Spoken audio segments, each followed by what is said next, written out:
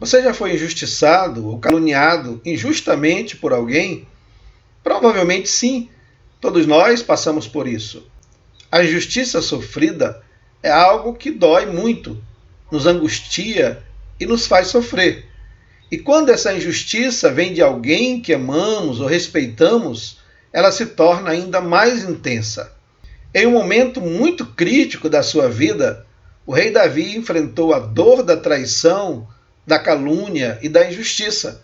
Foi traído pelo seu próprio filho, foi abandonado por alguns de seus melhores amigos e foi caluniado injustamente pelos seus adversários. Davi foi acusado de ser sanguinário e de haver traído seu próprio senhor Saul para se apropriar do seu reino. E diante de tais calúnias e injustiças sofridas, como nós devemos agir? O que nós devemos fazer? Certamente, o nosso ímpeto mais imediato é tentar nos defender e até mesmo agir com ira e violência. Foi exatamente isso que os sobrinhos de Davi tentaram fazer. Tentaram fazer justiça com as próprias mãos. Mas o Salmo 7 nos ensina que esse não é o melhor caminho que devemos tomar.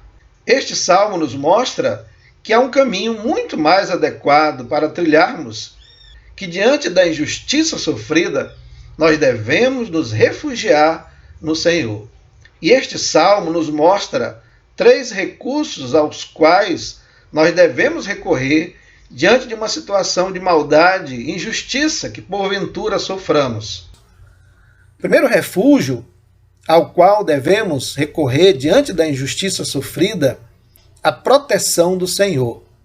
Para onde o salmista ele recorre no momento da sua dor, no momento do seu sofrimento, no momento que está sendo injustiçado, humilhado, perseguido, Davi, o salmista, recorre ao refúgio do Senhor. Aí no versículo 1 ele diz: Senhor, Deus meu, em ti me refugio.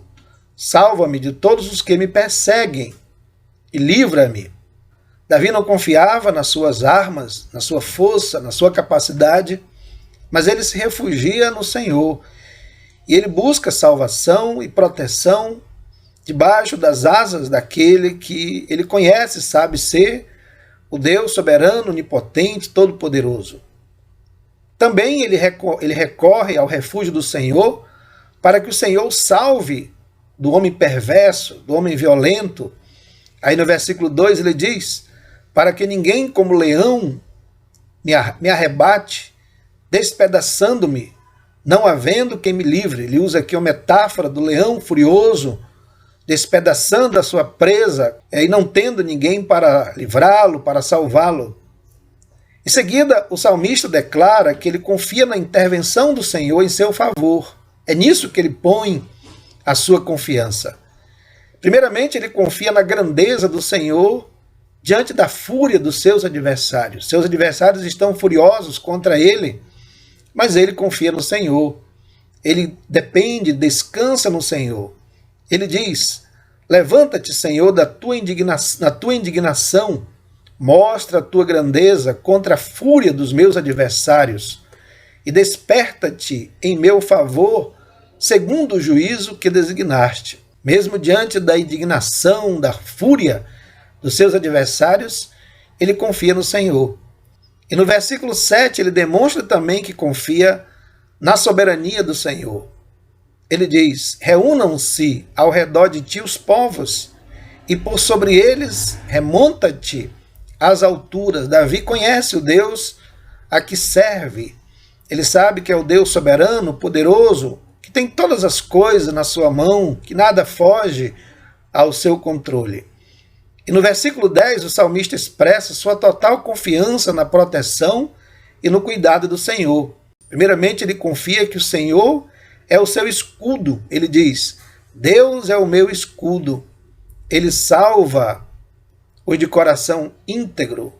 Mas ele também confia, e expressa isso no versículo 11, que o Senhor é o juiz justo, que vai certamente fazer o que é melhor para ele.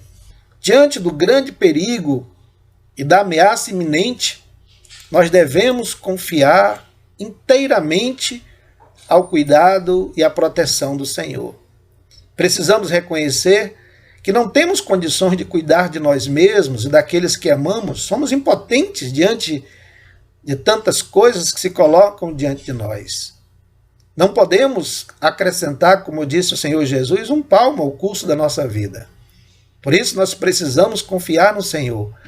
Precisamos fazer a nossa parte, logicamente, mas precisamos confiar a nossa segurança e a nossa proteção ao Senhor, sabendo que Ele é suficientemente poderoso para guardar, para cuidar de cada um de nós.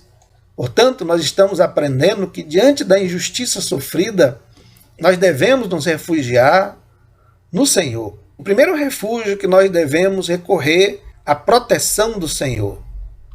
E o segundo recurso é na justiça do Senhor. Veja que o salmista ele inicia essa estrofe recorrendo à justiça do Senhor. Ele confia na justiça do Senhor. Ele sabe quem é Deus. Ele diz: Senhor, meu Deus, se eu fiz o de que me culpam, se nas minhas mãos há iniquidade, então ele confia na justiça do Senhor diante dos que o acusam de iniquidade naquele momento. Ele também confia na justiça do Senhor diante daqueles que o acusam de perversidade, de violência. No versículo 4 ele diz: se paguei com o mal a quem estava em paz comigo, eu que poupei aquele que sem razão me oprimia. Então o salmista abre aqui o seu coração para o Senhor, pede que o Senhor sonde o seu coração, veja se há culpa na sua vida, se há algum mal que ele cometeu. E ele diz então que se houver culpa nele, que o Senhor o castigue. Justamente, ele diz: persiga o inimigo a minha alma e alcance-a, espezinhe no chão a minha vida e arraste no pó a minha glória. Ou seja, ele está dizendo: se eu sou culpado, que o inimigo me alcance e me destrua, que o inimigo me humilhe. Diante da situação que enfrenta, o salmista demonstra completa confiança na justiça do Senhor. Ele se confia ao justo julgamento do Senhor. No versículo 8 ele diz: o Senhor julga os povos. Julga-me, Senhor, segundo a minha retidão e segundo a integridade que há em mim. Logicamente, o salmista sabia que ele não era perfeito, mas ele sabia também que tinha um coração íntegro, coração correto, que procurava buscar o Senhor, que se humilhava ao Senhor, que não era arrogante. Por isso, então, ele confia-se ao juízo do Senhor e pede que o Senhor o julgue e faça justiça a ele. Ele pede que a maldade chegue ao fim e que a justiça seja estabelecida na terra. Ele está completamente confiante na justiça do Senhor, no juízo do Senhor, completamente confiante que Deus é um Deus justo. Ele confia na capacidade do Senhor de sondar as verdadeiras intenções do coração humano. Portanto, meus irmãos, diante da injúria ou da injustiça sofrida, devemos recorrer completamente à justiça do Senhor.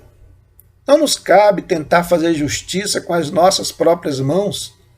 Devemos nos lembrar, como diz lá em Tiago capítulo 1, versículo 20, que em nenhuma situação a ira do homem produz a justiça de Deus. Desse modo, nunca devemos pensar em vingança ou agir com retaliação, mesmo aqueles que nos fazem o mal. Portanto, nós temos aprendido aqui nesse salmo que, diante da injustiça sofrida, nós devemos refugiar-nos no Senhor. E o terceiro refúgio ao qual devemos também recorrer nos momentos de injustiça é ao juízo do Senhor. Aí dos versículos de 12 até o versículo 17, nós temos aí a última estrofe desse salmo. E aqui então o salmista, além de ter já recorrido à justiça do Senhor, aqui ele recorre ao juízo do Senhor. Porque ele diz que o juízo do Senhor se dirige contra os ímpios. Ele diz aí no versículo de 12 a 13, não devemos nos preocupar com o ímpio, porque ao seu tempo, diz o salmista, ele terá que enfrentar a justiça e o juízo do Senhor. E o motivo desse juízo que eles terão que enfrentar é que os ímpios sempre dão à luz a maldade e a mentira. No versículo 14 ele diz: eis que o ímpio está com dores de iniquidade, concebeu a malícia e dá à luz a mentira. Ele usa aqui a metáfora da mulher sentindo dores para dar à luz. Só que aqui é o ímpio que está no trabalho de parto para conceber a iniquidade e a malícia.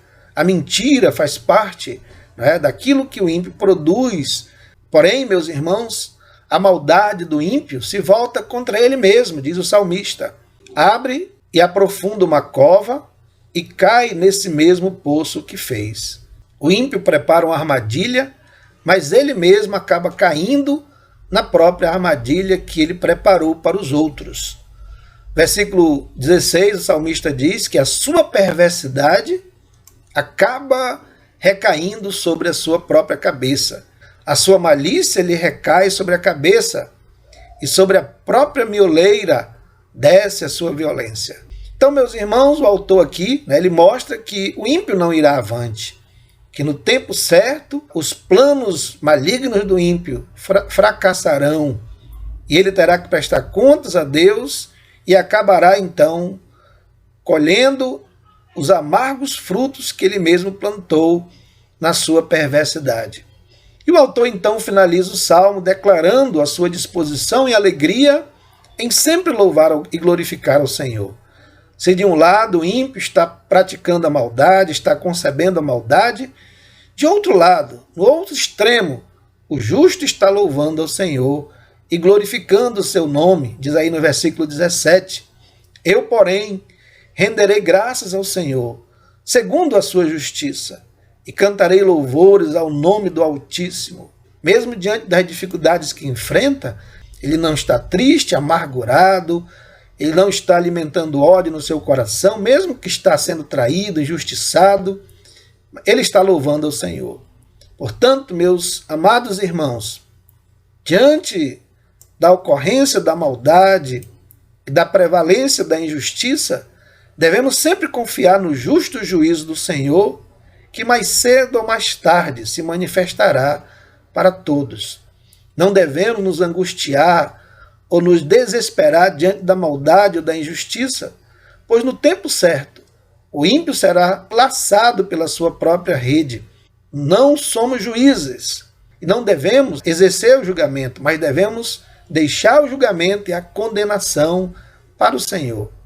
Ele, no tempo certo, vingará, se necessário, a nossa causa. Nós aprendemos hoje que, diante da injustiça sofrida, nós devemos nos refugiar no Senhor. E neste salmo nós podemos notar 3 refúgios ao qual nós devemos recorrer à proteção do Senhor. Devemos também recorrer à justiça do Senhor. E, finalmente, devemos também recorrer ao juízo do Senhor. Então, como disse no início, todos nós estamos sujeitos a sermos injustiçados e, às vezes, caluniados injustamente, até por pessoas que amamos e confiamos. Porém, refletindo no Salmo de número 7, nós aprendemos que, diante da injustiça sofrida, nós devemos nos refugiar no Senhor. O Senhor é o único refúgio no qual nós devemos encontrar segurança e paz. Então, nunca devemos fazer justiça com as próprias mãos, mas também não devemos permitir que a maldade e a injustiça dos outros nos angustiem e nos faça sofrer. Para que isso não aconteça, nós precisamos confiar a nossa causa completamente às mãos do Senhor e esperar que Ele haja do modo como Ele achar mais adequado. E no tempo certo, Ele estenderá a mão em nosso favor. Que Deus nos abençoe e que nos conceda esperança e fé diante das lutas e dos desafios pelos quais tenhamos que passar em nossa vida.